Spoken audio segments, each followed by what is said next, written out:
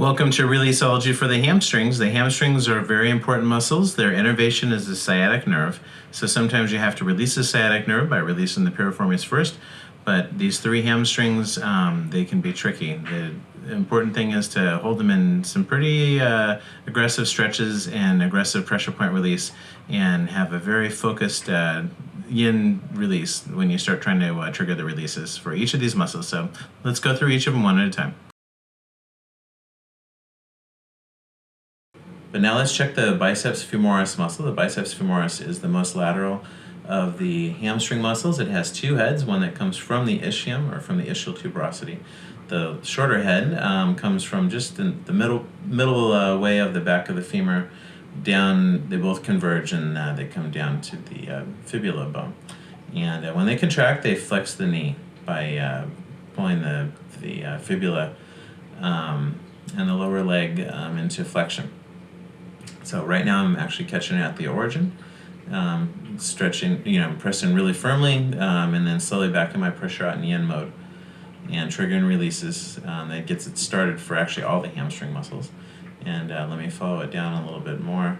I can show you the semimembranosus muscle. The semimembranosus comes to the inside. It's the deepest of the inside hamstring muscles. It's kind of quick, and then let me show you you kind of press into it around the tendon of the semitendinosus. The semitendinosus is the hamstring that lays over the semimembranosus. So I'm trying to work around that tendon on the medial side or the lateral side, and doing yang-yin pulses into it, and trying to get it to start releasing. I'm going to show you a little bit more how to release the hamstrings up towards the ischium. You always have to get this side a little bit too. And with my other hand, I'm going to press into the semimembranosus. So this is yang mode.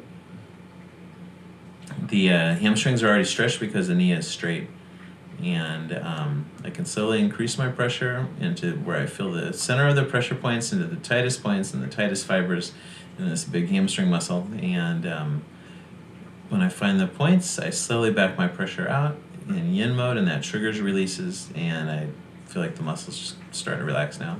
There we go. And as I feel it relax, I feel energy traveling through my body going to the ground, which I think is electrons.